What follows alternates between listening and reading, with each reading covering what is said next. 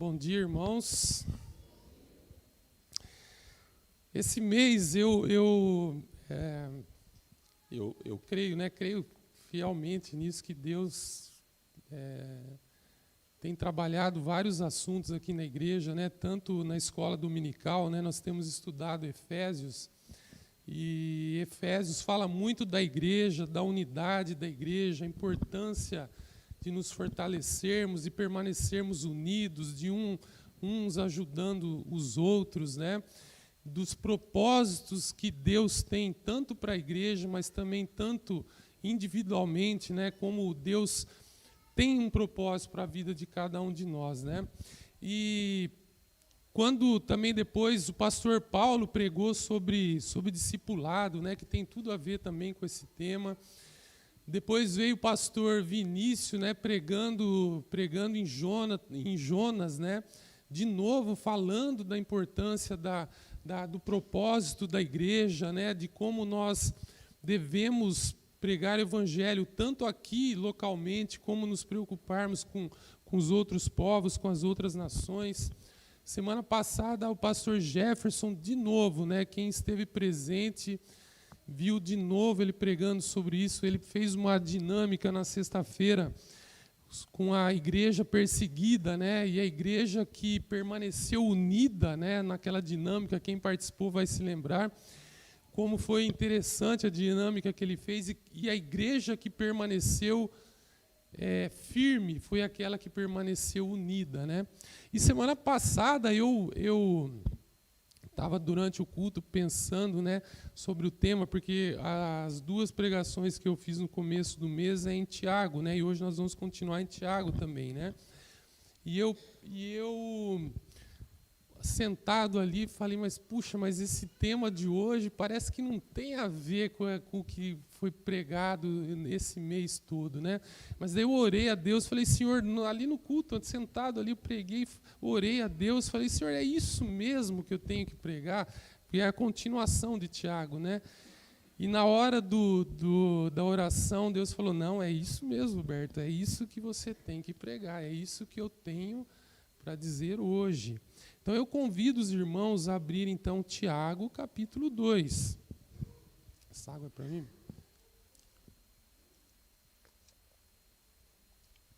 A partir do verso 14. E esse tema que nós vamos ver hoje é um tema que gera muita dúvida, muita polêmica até, porque ele fala da fé morta. O que é fé morta? Será que a pessoa não é salva? Será que é uma fé falsa? Será que é isso que o texto está dizendo? O que é fé morta? Então é isso que eu vou tentar desenvolver hoje. Vamos entender o que significa fé morta. Quando nós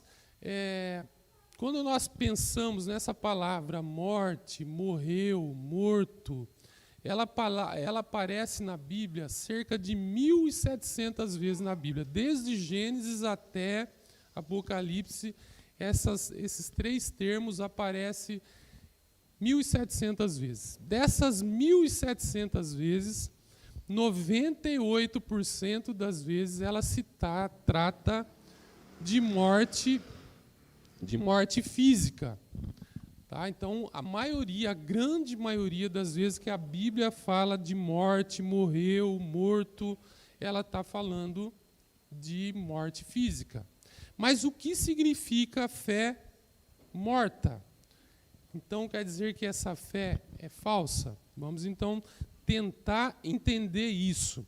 Quando nós pensamos numa pessoa que morreu, o corpo físico, ele é separado do corpo espiritual. A pessoa não deixa de existir.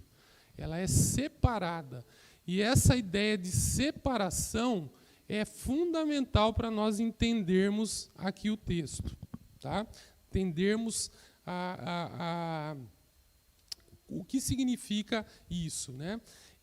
Vocês podem colocar, por favor, o primeiro slide? Eu tenho vários textos que eu quero ler também para acompanhar essa ideia. Eu esqueci de ler o texto aqui de Tiago, né? Me perdoe, irmãos. Vamos ler primeiro Tiago 2, verso 14 a 17. Me perdoe porque eu antecipei aqui. Então, o texto começa o seguinte, verso 14. Meus irmãos, qual é o proveito se alguém disser que tem fé, mas não tiver obras? Pode, acaso, semelhante fé salvá-lo? Se o irmão ou irmã estiverem carecidos de roupa e necessitados do alimento cotidiano, e qualquer dentre vós lhes disser, ide em paz, aquecei-vos e fartai-vos, sem contudo lhes dar o necessário para o corpo, qual é o proveito disso? Assim também a fé, se não tiver obras, por si estar morta.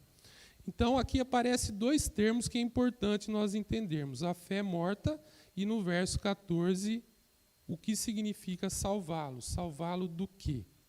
E eu vou começar então pela fé morta. Como eu já expliquei, a maioria, a grande maioria desse termo na Bíblia se refere à morte física. Mas vamos ver outros usos da morte, da palavra morte na Bíblia. O segundo uso, ele trata dos benefícios que nós recebemos quando nós nos identificamos com Jesus Cristo, quando nós entregamos a nossa vida a Jesus, quando nós confiamos a nossa vida na fé redentora de Cristo. E eu quis pôr os textos no slide para ganhar tempo, porque hoje eu sei que tem assembleia, então eu quero ir um pouquinho mais rápido. Mas esse texto está deixa eu passar primeiro aqui, é Romanos 6, versos 1 a 4 e depois o 11. Que diremos então? Continuaremos pecando para que a graça aumente? De maneira nenhuma. Nós, os que morremos para o pecado, como podemos continuar vivendo nele? Ou vocês não sabem que todos nós que fomos batizados em Cristo Jesus, fomos batizados em sua morte? Portanto, fomos sepultados com ele na morte por meio do batismo, a fim de que, assim como Cristo foi ressuscitado dos mortos, mediante a glória do Pai, também nós vivamos uma vida nova. Da mesma forma, considerem-se mortos para o pecado, mas vivos para Deus, em Cristo Jesus. Então, aqui a morte, nós morremos para o pecado, nós fomos sepultados para o pecado. Ninguém aqui foi sepultado, ninguém foi enterrado lá no cemitério. Mas é uma forma que a morte está dizendo que nós morremos para o pecado.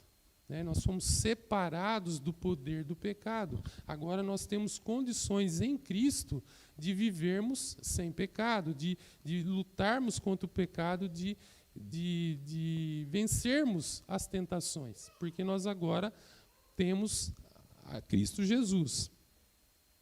O terceiro uso que nós podemos também ver sobre a morte é a morte espiritual.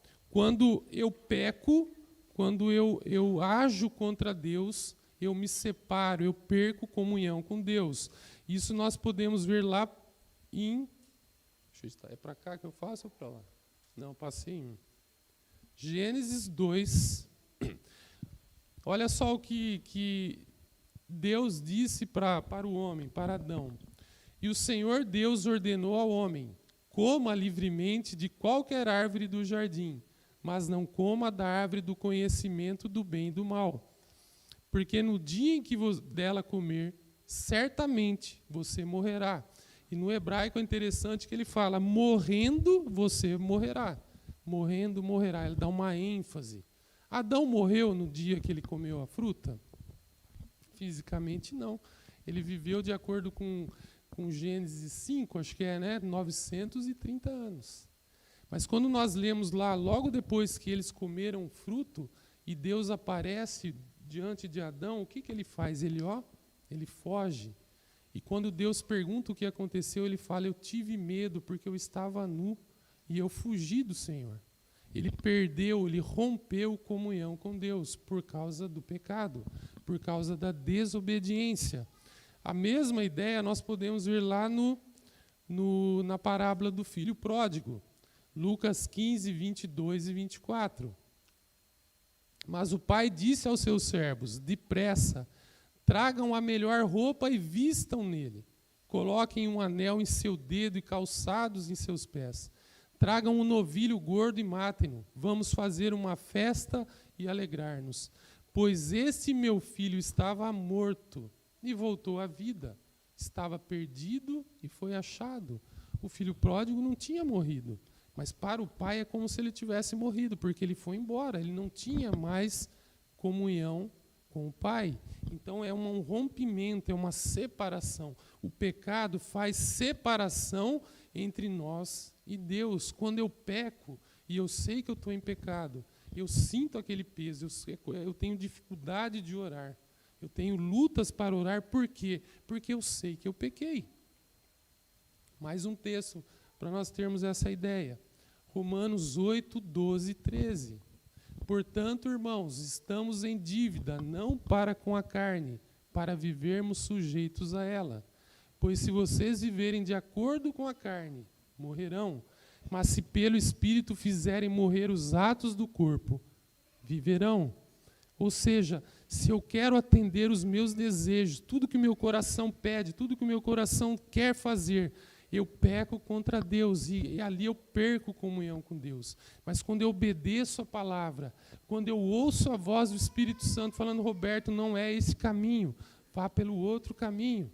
Ouça a palavra de Deus, obedeça.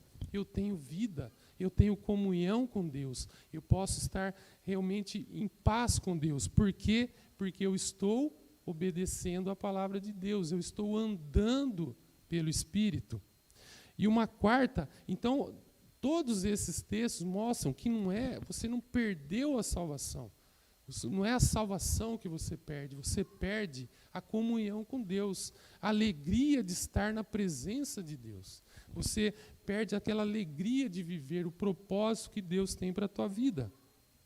O quarto uso que nós podemos ver pela palavra morte é quando você está, ele tem um significado de inerte, inoperante. Vamos lá. Romanos 7 agora. Deixa eu passar aí. Mas o pecado, aproveitando a oportunidade dada pelo mandamento, produziu em mim todo tipo de desejo cobiçoso. Pois sem a lei, o pecado está morto. Ou seja, se eu não estou seguindo a lei, se a lei não existe, o pecado está o quê? Inerte, inoperante. Ele precisa da lei para mostrar que ele é pecado. Então, se eu não sigo a lei, ele está inoperante. Mais um versículo. Agora ele vai falar de Abraão. Olha só. Pela fé também a própria Sara recebeu poder para ser mãe, não obstante o avançado de sua idade, pois teve por fiel aquele que lhe havia feito a promessa. Por isso também de aliás já amortecido, saiu uma posteridade tão numerosa como as estrelas do céu, inumerável como a areia que está na praia do mar. Quem que estava amortecido?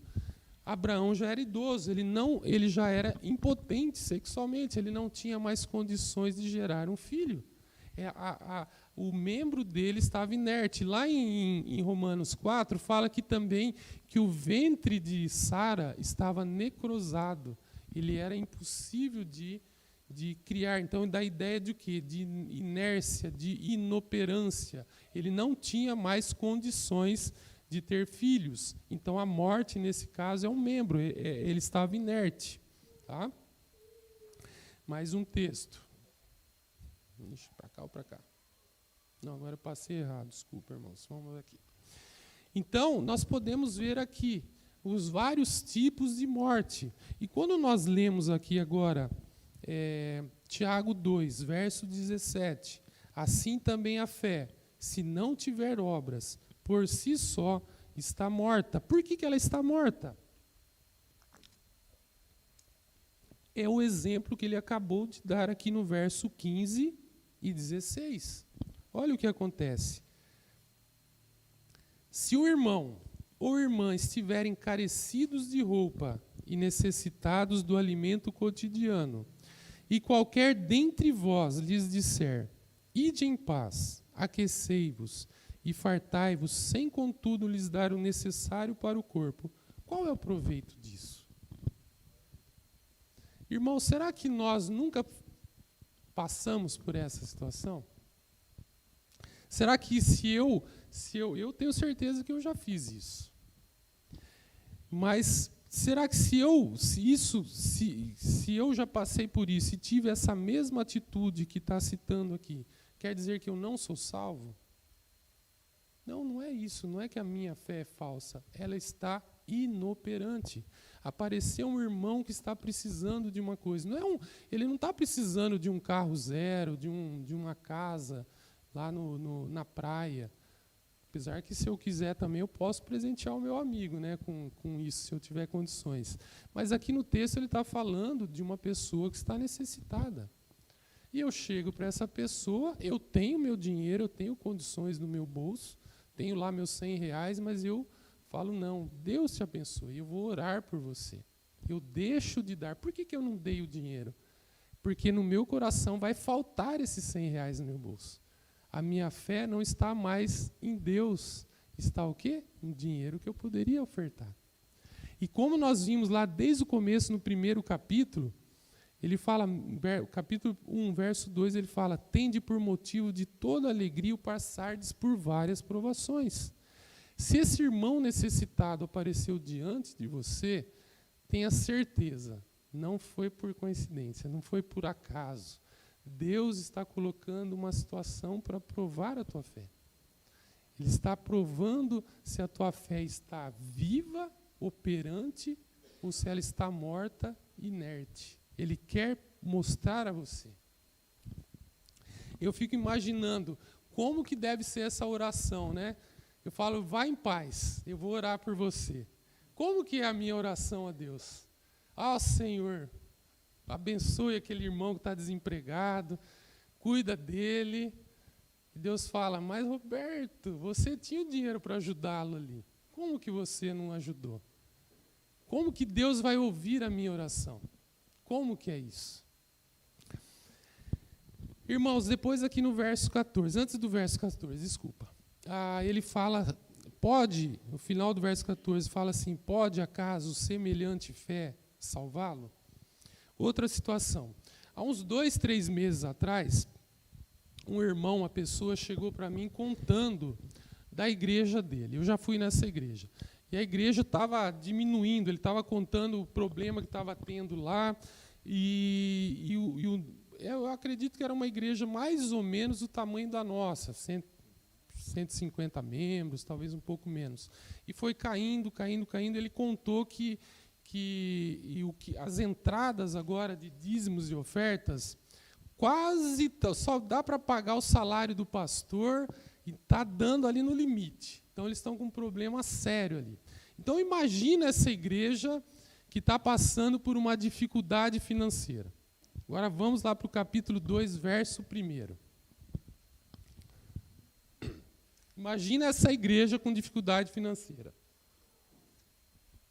Não precisa ser essa igreja com dificuldade financeira, mas talvez dá para nós entendermos melhor. Pode ser a nossa mesmo. Capítulo 2, verso 1. Meus irmãos, não tenhais a fé em nosso Senhor Jesus Cristo, Senhor da glória, em acepção de pessoas. Se, portanto, entrar na vossa, a minha versão fala sinagoga, ou na vossa reunião, ou na vossa igreja, algum homem com anéis de ouro nos dedos, em trajos de luxo, e entrar também algum pobre andrajoso, um mendigo, uma pessoa não muito bem cheirosa, né, sem desodorante, e tratardes com deferência o que tem os trajos de luxo e lhe disserdes, tu, assenta-te aqui em lugar de honra, e disserdes ao pobre, tu, fica ali em pé, ou assenta-te aqui abaixo do estrado e dos meus pés.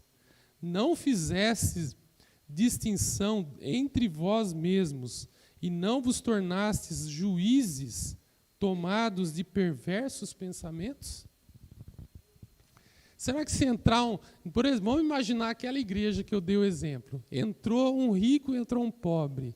Qual é a minha? Agora chegou a solução do meu problema. Nosso problema está ali, está resolvido, né? Então eu trato bem o quê? Aquele que tem dinheiro, como se a solução do problema fosse o dinheiro, né? Então, a minha fé está naquela pessoa ou está em Jesus Cristo? Está em Deus que me sustenta. E ele continua, verso 5. Ouvi, meus amados irmãos, não escolheu Deus os que para o mundo são pobres, para serem ricos em fé e herdeiros do reino que ele prometeu aos que o amam? A fé dessa pessoa está viva ou está morta?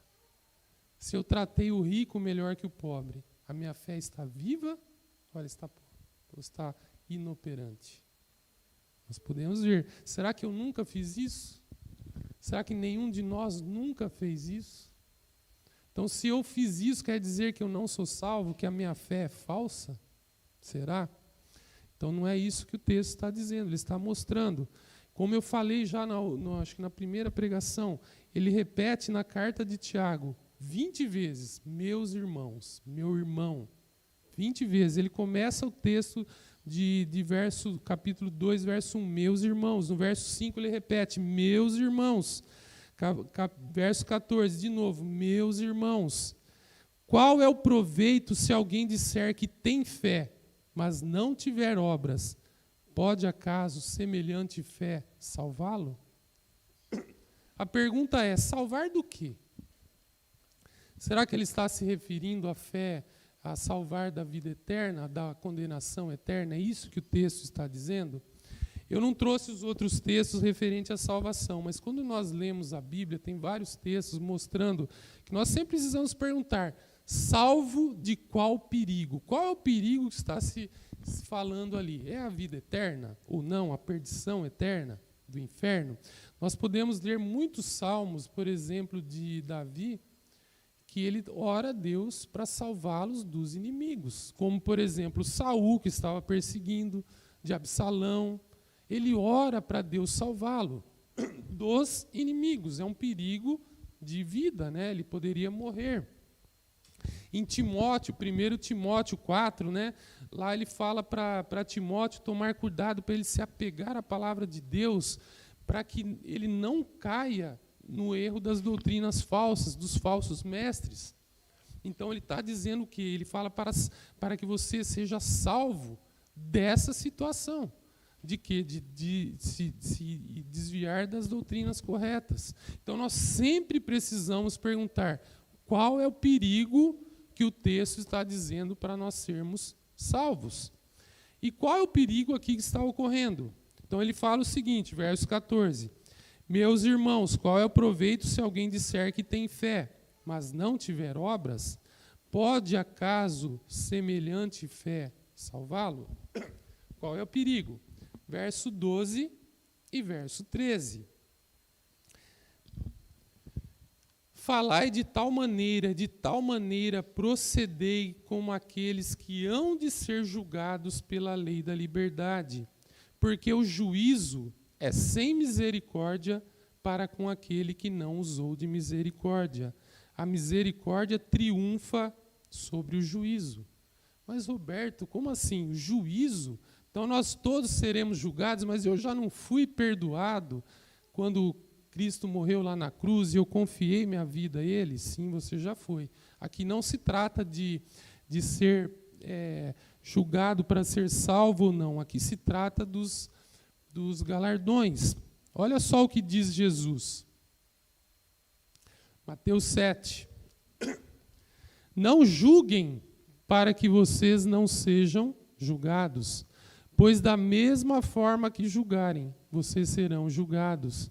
E a medida que usarem também será usada para medir vocês. Quando nós voltamos e lemos esse exemplo que eu acabei de ler, entrou um rico, entrou um pobre, qual foi o juízo que eu tive em relação aos dois? Como foi o meu tratamento em relação ao rico, em relação ao pobre? É o juízo da forma como eu tratei, eu também serei tratado. Como nós lemos também no verso 15 e 16.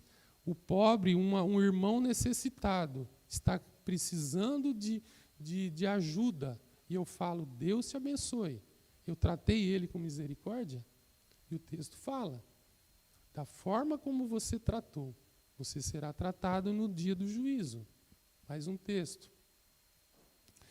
2 Coríntios 5:10. Pois todos nós, quem está falando aqui é Paulo, ele mesmo está falando, todos nós, ele está incluindo a si mesmo, todos nós, inclusive Paulo. Será que Paulo não era salvo?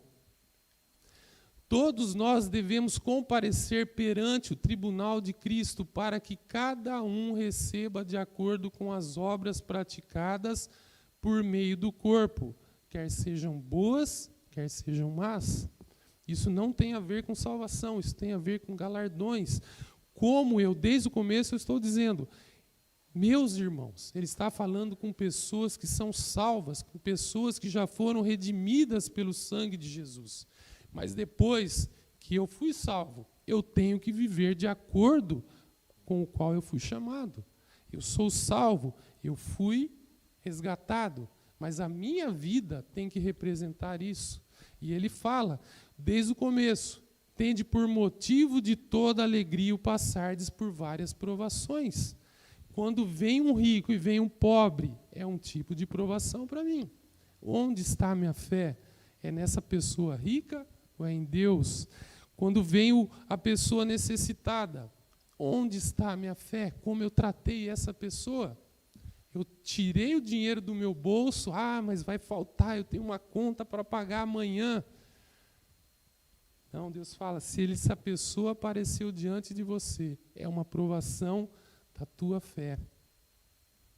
E ele fala isso, nós vamos ser. Então, quando ele fala no verso 14, pode acaso semelhante fé salvá-lo? O perigo é esse. Se eu tratar mal uma pessoa, eu vou ser tratado, verso 13, porque o juízo sem misericórdia para com aquele que não usou de misericórdia. Deus vai tratar sem misericórdia aquele que tratou sem misericórdia. Olha como é sério a nossa vida. Nós não podemos viver de qualquer forma. Eu fui salvo, eu tenho consciência que eu vou para o céu, eu vou estar em comunhão com Deus, mas ele manda, Roberto, no dia a dia, você tem que viver para mim. Viver com a fé depositada na minha vida. Mas ainda bem que, apesar das nossas falhas, dos nossos pecados, das nossas muitas incredulidades, falta de fé que muitas vezes nós temos, o final do verso 13 é impressionante, irmãos. A misericórdia triunfa sobre o juízo. Apesar de toda a nossa deficiência, toda a nossa incredulidade, de muitas vezes a nossa fé não estar operante, viva como deveria ser, a misericórdia de Deus vai triunfar no final. A misericórdia de Deus, apesar das nossas limitações, das nossas falhas, ela vai triunfar. Então é isso. Então hoje pediram para não demorar, nós temos assembleia. Mas, irmãos, como tem sido a nossa fé? Ela tem sido viva, operante, ou ela tem sido inerte, morta, como o texto fala? Nós não podemos duvidar e achar que esse texto está falando de fé falsa, porque ele não está falando de fé falsa. Eu não vou prosseguir todo o texto, mas lá no final do capítulo 2, verso 26, ele dá um exemplo bem claro, que mostra isso. Olha só, verso 26, o último versículo do capítulo 2. Porque assim como o corpo sem espírito é morto, assim também a fé sem obras é morta. Todos nós acho que já participamos de um velório, todos nós, com certeza. Quando você vê um corpo aqui no caixão, aquele corpo é falso? De jeito nenhum. É um corpo verdadeiro que agora foi separado do espírito. Ele está o quê? Morto, inerte. Ele não tem mais vida. O texto não fala que esse corpo é falso. O morto, é um corpo verdadeiro. Todos nós já vimos um corpo morto. Ele foi separado do Espírito. Então, a fé, quando eu digo que eu tenho fé, que eu creio em Jesus Cristo, que eu creio na palavra de Deus, eu tenho que demonstrar essa fé no dia a dia, nas mínimas coisas, na prática. Como diz capítulo 1, verso 22, tornai-vos, pois, praticantes da palavra, e não somente ouvintes, enganando-vos a vós mesmos. A fé tem que ser viva, operante. Por isso que as provações vêm, para testar a minha fé, para que eu cresça, para que quando apareça uma pessoa necessitada, eu não fale, Deus te abençoe. Eu tenho dinheiro para ajudar, eu falo, irmão, está aqui. Eu ajudo e agradeço a Deus, porque agora Deus vai falar, servo bom e fiel. Fosse fiel no pouco, sobre muito te colocarei. Eu fui provado na minha fé e eu fui o quê? Aprovado. É o que diz lá também o verso 12. Quando bem-aventurado o homem que suporta com perseverança a aprovação. Depois de ter sido aprovado, receberá a coroa da vida, o qual o Senhor prometeu aos que o amam, aqueles que confiam em Deus. Irmãos, que nós possamos ter verdadeiramente uma fé viva no dia a dia, nas mínimas coisas, não apenas no nosso modo de pensar ou de falar. Eu creio em Jesus Cristo, eu confio em Deus. Mas na hora que vem a aprovação, eu tenho medo, eu fujo, eu não cumpro aquilo que Deus quer. Que nós possamos, irmãos, verdadeiramente, como nós ouvimos todo esse mês, possamos viver com propósito. Deus tem um propósito para a vida de cada um de nós. E nós possamos realmente entender isso e mostrar isso na prática, no meu relacionamento com a minha esposa, com meus filhos, no meu trabalho, na minha escola, aqui na igreja com os meus irmãos, que eu possa mostrar verdadeiramente a minha fé, que a minha fé seja viva, eficaz. Amém, irmãos? Vamos orar para terminar. Senhor, meu Deus, muito, muito obrigado por esse dia, por tudo que o Senhor já nos fez hoje. Senhor, obrigado pelo culto, pela escola dominical e principalmente, Senhor, pela Tua salvação, pela Tua palavra, porque um dia o Senhor morreu na cruz para me salvar, para salvar a cada um de nós. Senhor, que nós possamos entender esse amor tão grandioso que o Senhor tem por nós, que nós possamos olhar sempre para a cruz de Cristo e nos dedicarmos a testemunhar do Senhor, a vivermos em cada momento das nossas vidas, independência do Senhor, ouvindo a Tua voz, ouvindo a voz do Teu Espírito Santo e obedecendo ao Senhor em cada momento. Abençoa, Senhor, a vida de cada um aqui, Senhor, eu te peço. As famílias, cuida, Senhor, de cada um, dos relacionamentos, pai, marido e mulher, pais e filhos, namorados, amigos. Senhor, que possamos verdadeiramente ser uma igreja viva, eficaz, que possamos ser unidos e assim levar o Teu Evangelho a todas as pessoas, mostrando a Tua sabedoria a esse mundo que está tão em trevas. Obrigado, Senhor, por essa igreja. Obrigado, Senhor, por tudo, em nome de Jesus Cristo. Amém.